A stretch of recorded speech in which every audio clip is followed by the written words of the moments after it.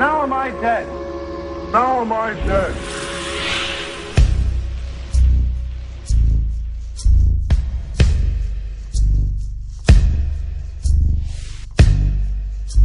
George, there's been some remarks accredited to the Beatles that you aren't too appreciative of all the jelly beans being thrown at you on your tour. No, it's a bit dangerous, you know, because jelly bean travelling about 50 miles an hour through the air, if it hits you in the eye, well, you're finished, you know, you're blind, aren't you? So we've never liked people throwing stuff like that. We don't mind them throwing streamers, but jelly beans are a bit dangerous.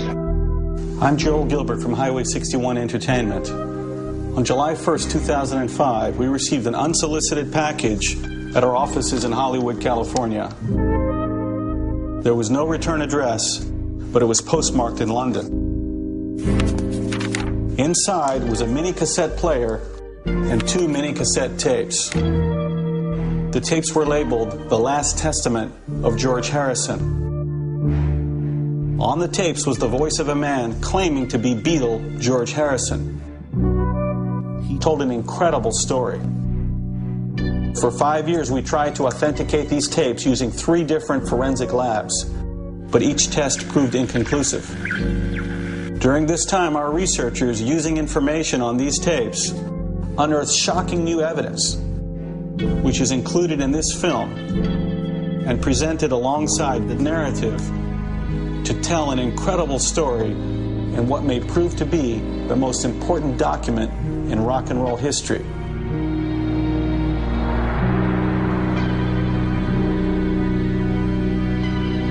Today is Thursday, 30 December, 1999. Michael Abram believed he was on a mission from God to kill the former Beatle George Harrison, and he very nearly succeeded.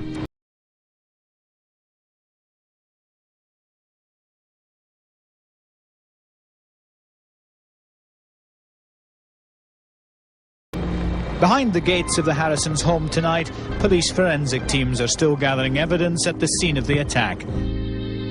Abram unleashed a frenzied attack on the musician and his wife at their luxury home. The house sits in 30 acres of garden on a hill overlooking Henley-on-Thames. Police say the intruder broke in through a kitchen window. He was carrying a 7-inch knife. I am at this moment in the Royal Berkshire Hospital in Reading, England. Lucky to be alive. Last night was my worst nightmare. Can you imagine, you wake up in the middle of the night after hearing breaking glass. You go downstairs and there's a man there screaming, shouting, waving a knife at you. A madman entered my home and attacked me. I desperately tried to stop him. He tried to calm Abram down by shouting Hare Krishna at him. That didn't work. The men grappled. The man stabbed Harrison several times. He was full of hatred and violence when he came into our home. Harrison said he remembered lying on the floor, feeling the knife going into his chest, feeling his mouth filling with blood, and he thought he was going to die. Somehow, apparently, I've survived. The chest is full of main blood vessels and arteries, and the lungs are full of main blood vessels as well. So, as I say, it is just by chance that it wasn't more serious. I don't know why I was attacked, but I have my suspicions. Who knows? It could be a number of things. It could be an obsessive fan, it could be somebody who simply didn't like him. I don't know. I asked my wife Olivia to fetch me mini cassette recorder so I can put this story on tape in the hopes that the cassettes will protect me. It was almost exactly 20 years ago that John Lennon was also attacked, but killed by a lone assailant.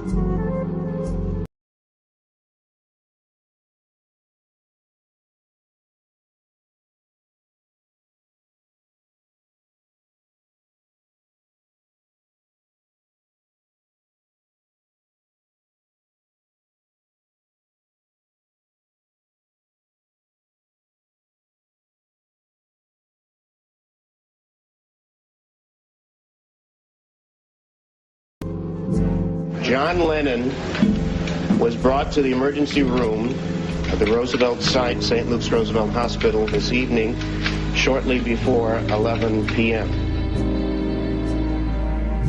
John was always reckless, greeting fans daily outside his New York apartment. He was dead on arrival. This individual fired 5 shots from a .38 caliber Charter Arms pistol. But there's much more to the story. 20 years ago, John rang me. It was around 1 December 1980, and told me he was going to go public and tell everything about Paul. 8 days later, he was dead.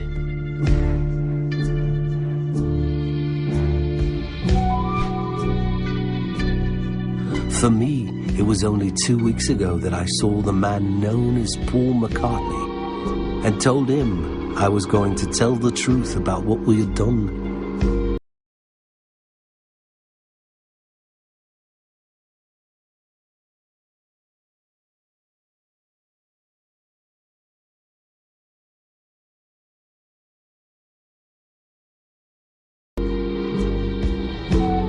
That I couldn't keep up the deception any longer.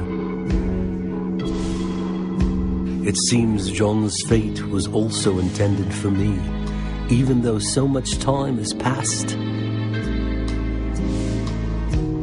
For it was many years ago, in 1966, that my mates and I promised never to tell the story that I'm about to tell. It's been a terrible burden of guilt being part of this great deception, even though there were important reasons for it, which I'll explain.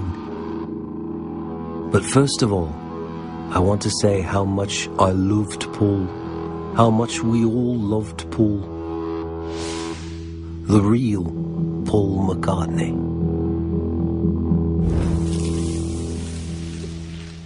In order for it to be understood why we did what we did, I have to back up a bit. Most everyone knows the story of the Beatles. I met Paul McCartney in school when I was 14 and he was 16. He told his friend, John Lennon, I could play guitar, but John considered me too young. However, I was allowed to join soon enough. But I was looked upon as the kid for years to come. We started in Liverpool as the Quarrymen. Our 2 years in Hamburg is legendary, as it helped formulate our sound. At first, the recording industry considered us to have limited appeal. We were bubblegum. But within a few years, the Beatles were a worldwide phenomenon. We put out 5 albums and toured the world. 3,000 screaming teenagers are at New York's Kennedy Airport to greet the Beatles. This rock and roll group has taken over as the kingpins of musical appreciation. There are rumors around that this is Britain's revenge for the Boston Tea Party. Did you want to get a haircut at all? No. Nope, no, thanks. I had one yesterday. That's no lie.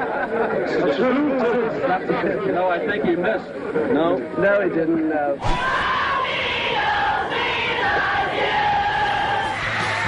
Frenzied crowds greeted us everywhere.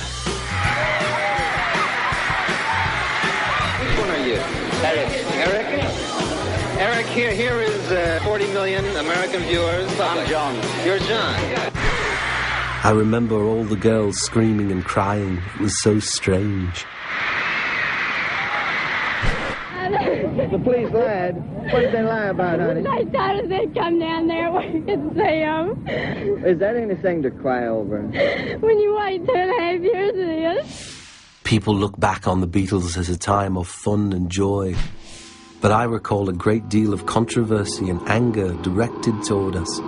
At midnight, we called the curfew. We completely shook down the 5th floor, doing this with the aid of pass keys, knocking on doors. What was their reaction to this enforcement? They told us that Minneapolis was a very narrow-minded town, as were its police officials. Paul was always quite the ladies' man. I remember he got us into trouble in Minneapolis, Minnesota. We did, however, get the manager of the Beatle troupe to announce himself at Mr. McCartney's room and tell him that the girl would have to leave or we would have to force entry into the room. Are you a Beatle fan? No, sir, I hear the music around my house, but I'm not a Beatle fan. How would you define Beatlemania? I couldn't define it. You know, a lot of people have tried. Leave it to the psychologists. What makes the Beatles so good? I don't know, they're just great, they're adorable, they sing great, even the songs that are crummy, they sing great too, it doesn't matter. We felt as though we were gods. Unfortunately, in 1966, John took the feeling too far when he told a reporter that we were more popular than Jesus. In the United States, a furor is developing over comments John Lennon made. Christianity will go. It will vanish and shrink. We're more popular than Jesus. Religious controversy, I know you don't want to say too much about it, but does it worry you that it's going to boil up when you get to the stage? Well, it worries me, yes, but I hope everything will be all right in the end, as they say. Do you think this is going to be a controversial tour like the Philippines was? Oh, no. No, it's going to be fine.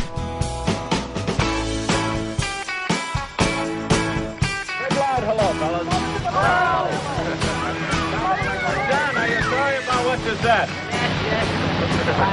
We meant more to kids than Jesus did, or religion at that time. I wasn't knocking it or putting it down, I was just saying it. The Beatle boycott is still in effect. We haven't forgotten what the Beatles said. No, I'm not saying that we're better or greater or comparing us with Jesus Christ as a person or God as a thing or whatever it is. You know, I just said what I said and it was wrong or was taken wrong, and now it's all this. John is deeply concerned and regrets that people with certain religious beliefs should have been offended in any way whatsoever. The Beatles, for a long